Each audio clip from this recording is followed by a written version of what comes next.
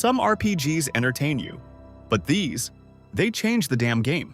Today, we're looking at 5 RPGs that didn't just raise the bar, they built it.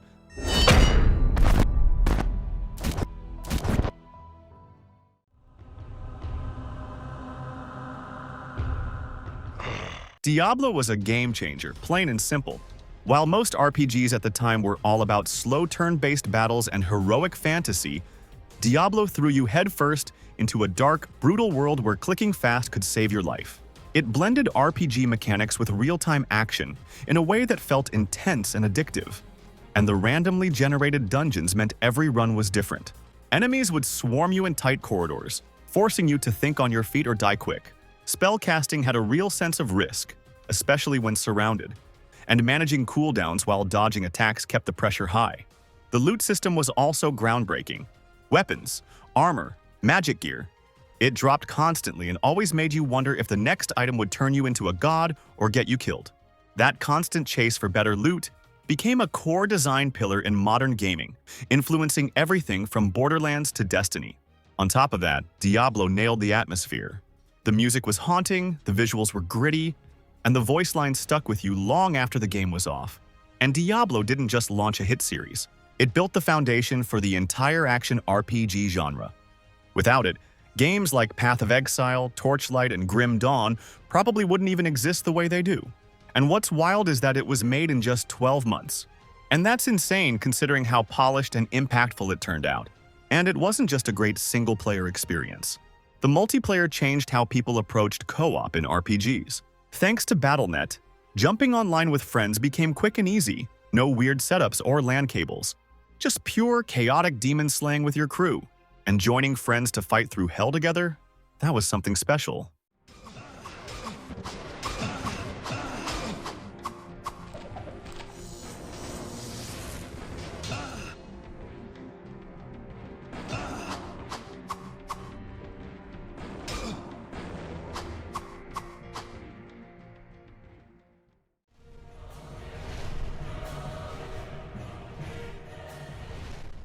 Monster Hunter didn't just redefine a genre, it created its own. While most RPGs were busy telling grand stories or guiding you through scripted battles, Monster Hunter threw you into a wild world and told you to survive. You're a hunter, and your mission is to track down creatures 10 times your size, learn their patterns, exploit their weaknesses, and bring them down with nothing but grit and gear. One thing that made the fights even harder was the lack of a lock-on system. You had to control the camera manually, often mid-combat, while trying not to get slammed by a flying tail or charged head-on. And before the fight even started, half the battle was prepping the right way. You had to stock up on potions, whetstones, traps, and maybe even antidotes if the monster was poisonous. But what made it so addictive wasn't just the combat, it was the loop. Every hunt gave you materials, every material crafted gear, and every new piece of gear pushed you to hunt something bigger and nastier. The maps were split into zones, and every time you crossed from one to another, there was a short loading screen. That might sound basic, but it had a huge impact on how the fights played out. Monsters could run mid-fight into another zone to rest or recover, and you had to follow them, not knowing what you'd walk into on the other side. And since the game never paused, not in menus, not when healing, not even when sharpening your weapon, every second spent standing still was a gamble. But what really laid the groundwork for the Monster Hunter we know today was the multiplayer. The online mode on PS2 wasn't the most stable, but it let you group up with other hunters from around the world and take on tougher missions that weren't even available offline. Communication was clunky too, since there was no voice chat built in. Most people used USB keyboards or just relied on quick text shortcuts. But even with all that, it worked. Players formed real hunting parties, shared items, swapped tactics, and spent hours farming parts together.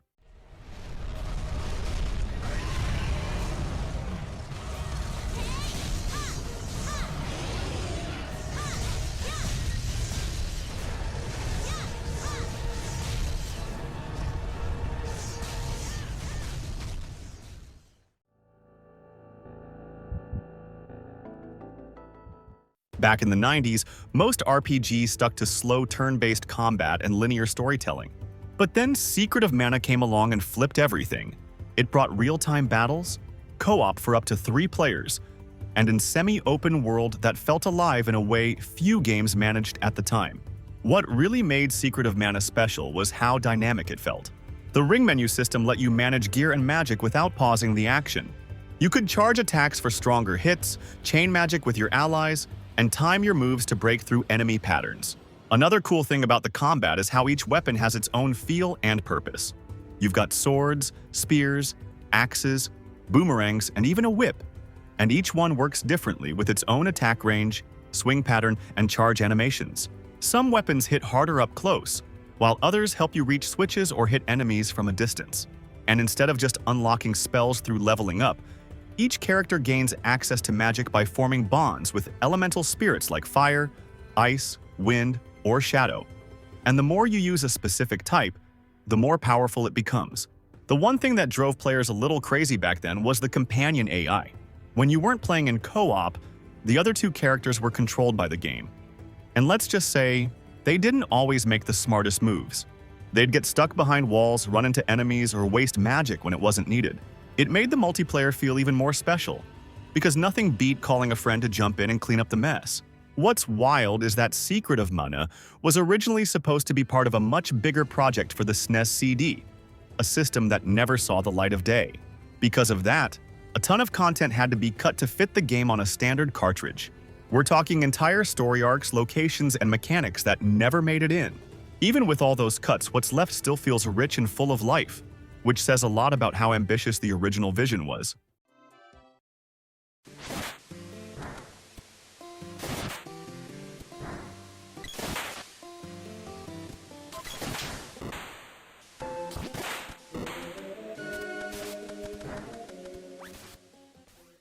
Quick pit stop.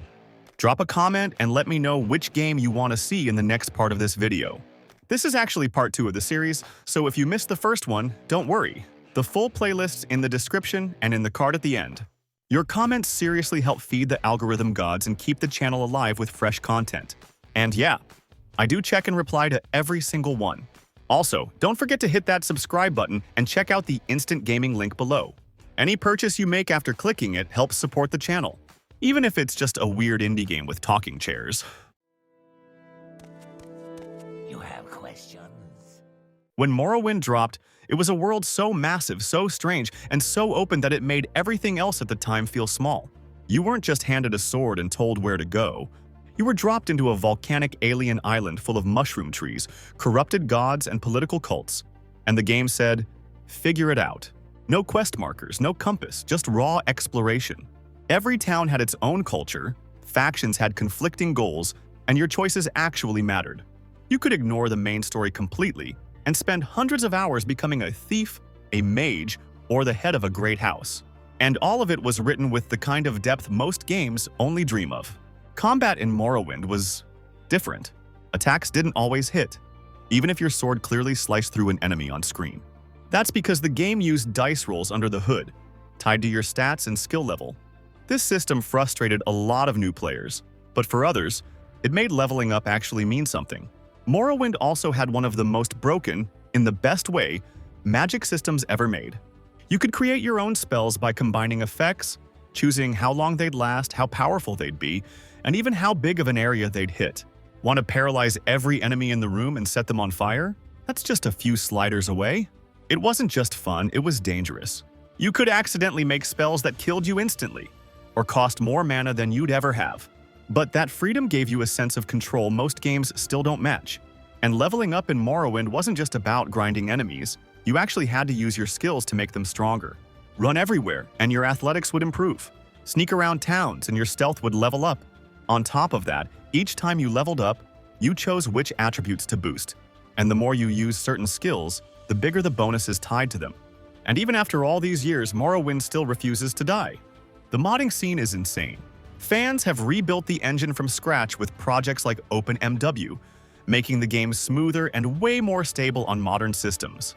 There are visual overhauls, new quests, voice acting packs, and entire regions added from scratch. Some mods even recreate the whole game inside newer engines. And thanks to that, the game keeps evolving, long past what Bethesda ever imagined.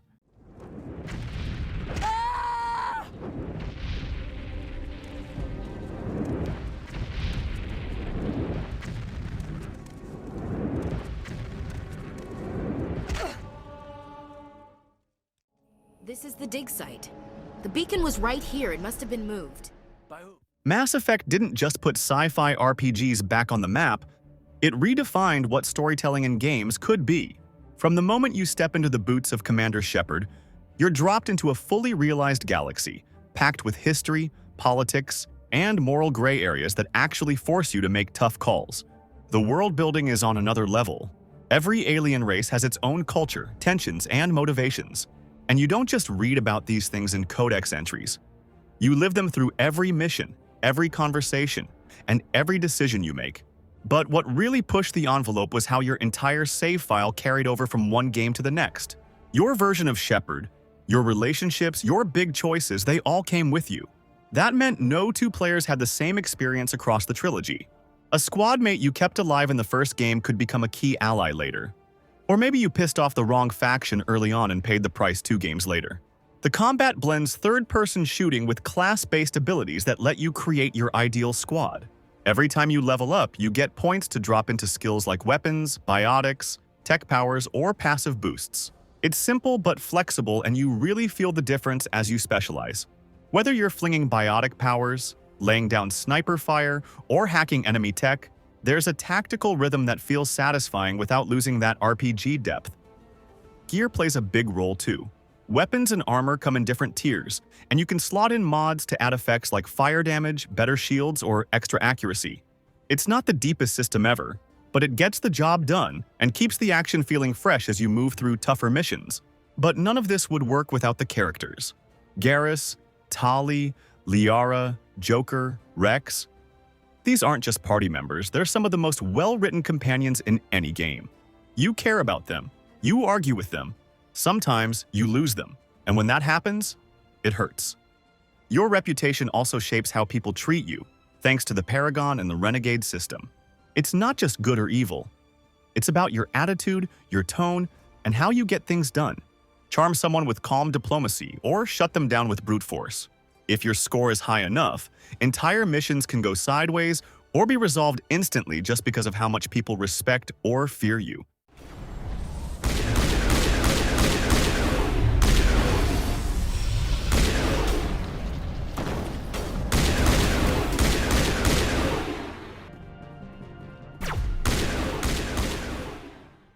Alright, if you want to keep the RPG nostalgia rolling, the playlist should be popping up in the card right about now. This was actually the second video in the series, so there's plenty more where that came from. And hey, don't forget to help your buddy Sage by subscribing to the channel, dropping a comment on each video, and checking out the deals on Instant Gaming.